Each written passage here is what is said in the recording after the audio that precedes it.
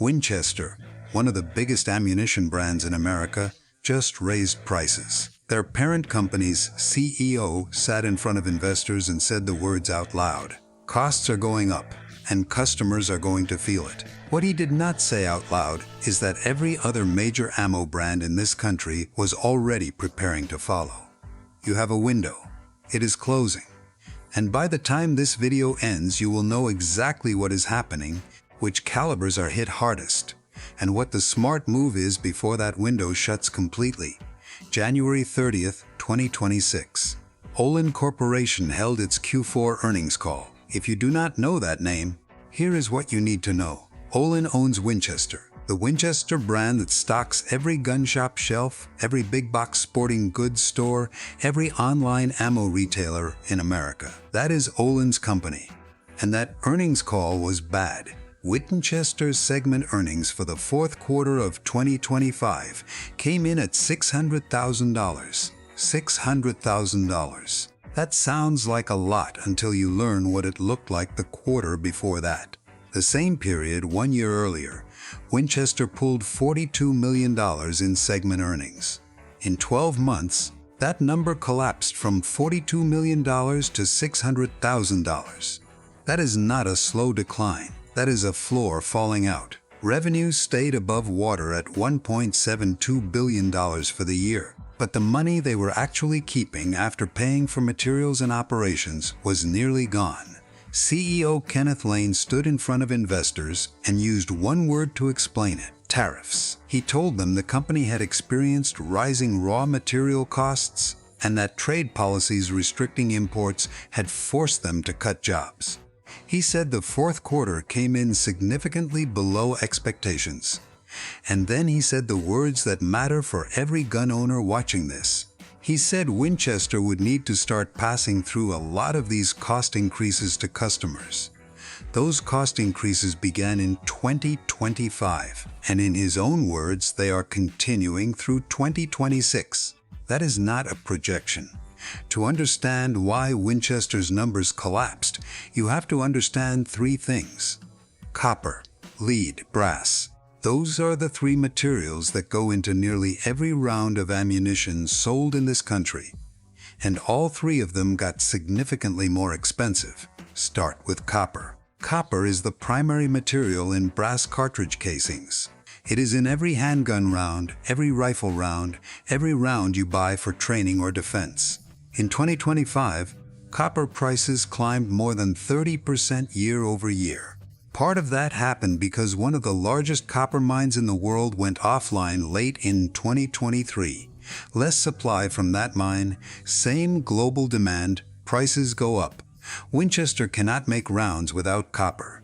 When copper costs 30% more, the math changes completely. Then there is lead.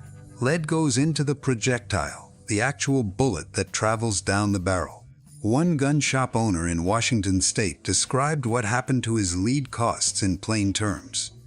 A box that used to cost him $28 was running as high as $72. That is a 150% increase on a single input. He said he started raising store prices almost every time a new shipment came in because the replacement cost kept moving before he could recover from the last one. Brass rounds out the three. Brass is an alloy made mostly from copper and zinc. It forms the cartridge case that holds the powder and the primer. The same tariff pressure hitting raw copper is hitting brass supply directly. Now add propellants, the smokeless powder that actually drives the round when you pull the trigger. Palmetto State Armory's AAC ammunition brand suspended production entirely in this period. Not because they ran out of money, because their powder supplier diverted inventory to military contracts. The civilian market went to the back of the line. This is not one problem. This is four problems hitting at the same time. Here is where it gets harder to ignore. Even if you set aside what happened to raw material prices, the tariff structure alone was enough to cause serious damage. On April 5, 2025, a 10% baseline tariff went into effect on imported ammunition from roughly 90 countries. That baseline hit every foreign ammo maker selling into the American market. But it did not stop there. Specific countries got hit with much higher rates. South Korea's PMC ammunition, one of the most popular sources of affordable 9mm and 5.56 in the country, was hit with a 25% tariff. That single tariff added roughly $100 to the cost of every 1,000 rounds of 5.56. At that price point, PMC can no longer compete with American manufacturers on popular calibers. Industry analysts believe they will slowly exit the U.S. market, and the most common calibers will be the first to disappear from shelves. Serbia's Pervi partisan ammunition was hit with a 37% tariff. Bosnia's Igman brand took a 36% hit. Czech manufacturers Cellier and Belat received a 20% tariff, which added roughly $40 per 1,000 rounds of basic 9mm. And then there is Brazil.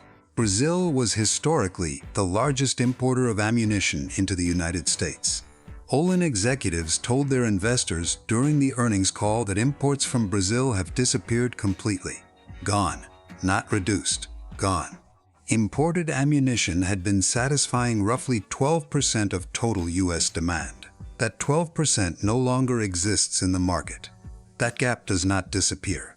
It gets absorbed by domestic manufacturers. And when domestic manufacturers have to fill more demand, prices rise. The tariffs also hit the raw materials going into American factories.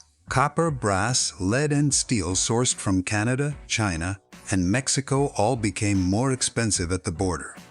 One ammunition company's CEO publicly stated that tariffs had limited nitrocellulose shipments from China, nitrocellulose being a key component in smokeless powder. Another business owner said his raw material costs were running 8 to 15% higher than they were in early 2024. The result is a squeeze from both directions. Foreign ammunition disappears from shelves. Domestic ammunition costs more to make. Gun owners pay the difference. Winchester moved first. In January 2026, they implemented a 3 to 8% price increase on commercial ammunition. The 8% figure is the top of that range, and it applied to the most cost-intensive product lines. For training loads and common handgun calibers, the increase landed somewhere in that 3 to 8 range, depending on the specific product. The gun community noticed, but most people figured it was a Winchester problem. Wait it out.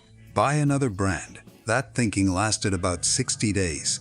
On April 1st, 2026, the other shoe dropped. The Kinetic Group announced a 2 to 10% price increase effective that same date across all of its brands. The Kinetic Group is not a small player. It owns Federal Premium, CCI, Remington Ammunitions, Speer, Blazer, and their parent company also owns Fiocchi and B&P. That is not a list of competitors. That is most of the ammunition on your local store's shelf. Their public statement cited unprecedented cost increases and unforeseen volatility in key raw materials, specifically omitting no details while naming copper, lead, zinc, antimony, tungsten, and bismuth, as well as propellants. The window that existed between Winchester's January increase and the April 1st industry-wide follow was roughly 60 days. During that window, a case of ammunition that previously sold for $186 climbed to $196. The next wave of increases came on top of that. Wholesale prices had been moving steadily higher since late 2025. Retailers were already adjusting. By the time April 1st hit, the price floor had already shifted.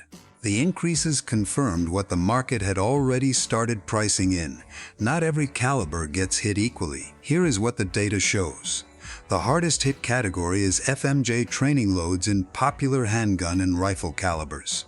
These are the rounds people buy in bulk. 9mm, .45 ACP, .380 ACP, .223 Remington, 5.56 NATO, and .308 Winchester are all in this category. These calibers rely most heavily on brass casings and copper-jacketed projectiles, the same materials getting hit by tariffs and commodity price increases. When you buy 500 or 1,000 rounds at a time for range days, the percentage increase hits a larger total number. The real-world example on 9mm tells the story clearly. In January 2026, the average price per round of 9mm FMJ twice crossed 35 cents. That was the highest price since 2023. 1 year earlier in 2025, that same round averaged around 25 cents. That 10-cent increase sounds small until you buy 1,000 rounds. At that point, the same case costs you $100 more than it did the year before. Rifle calibers are more complex. 5.56 NATO and .223 Remington are both affected by the disappearance of South Korean PMC from the market.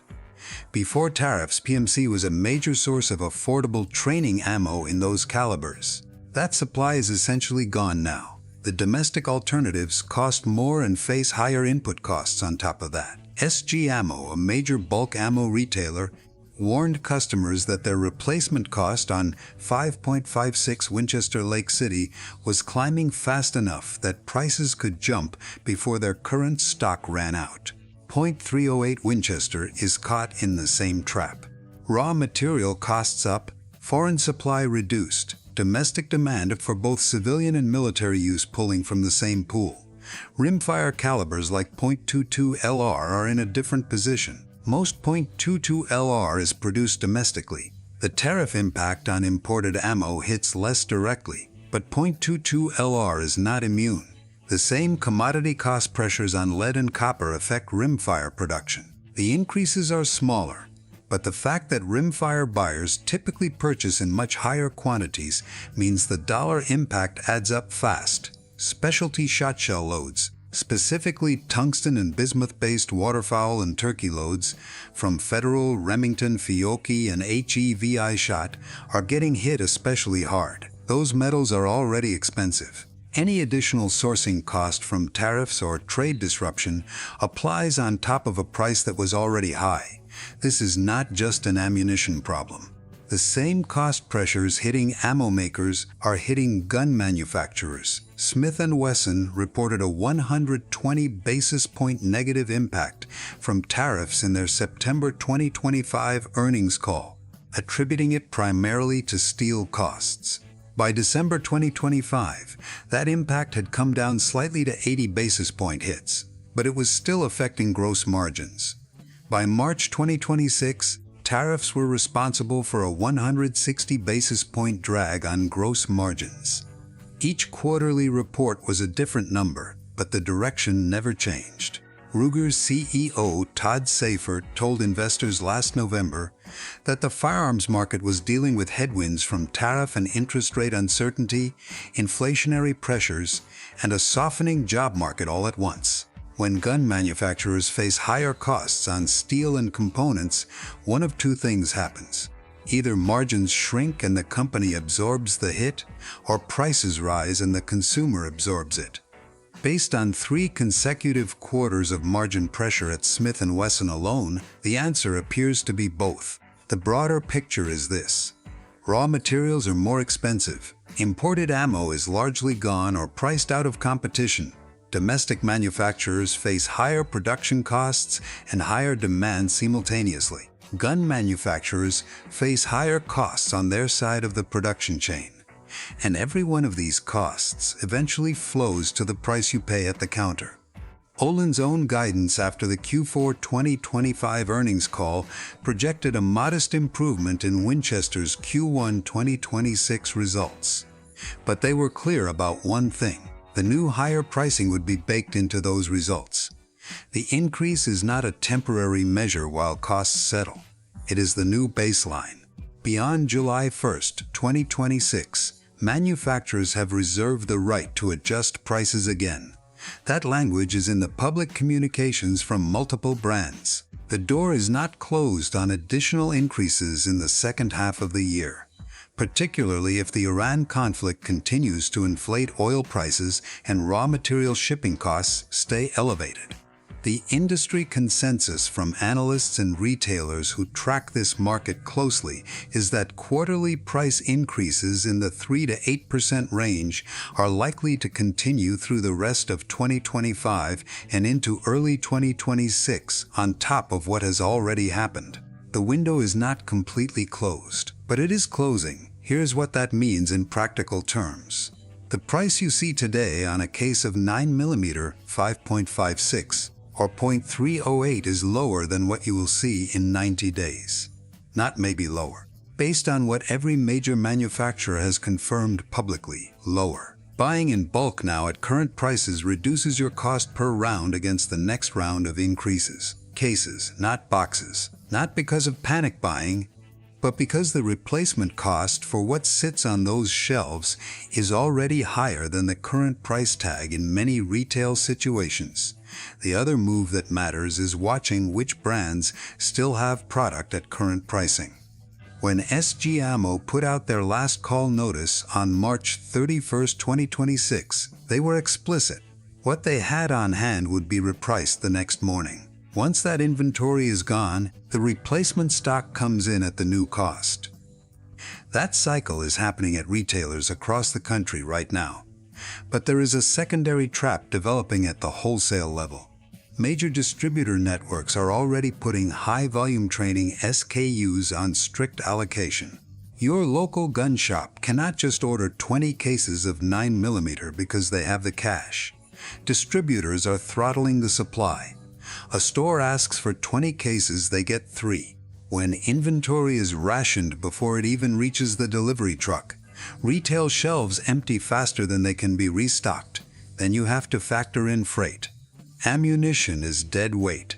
Commercial freight carriers have quietly raised heavyweight surcharges throughout the spring of 2026. The cost to physically move a pallet of 5.56 from a factory to a regional warehouse has spiked.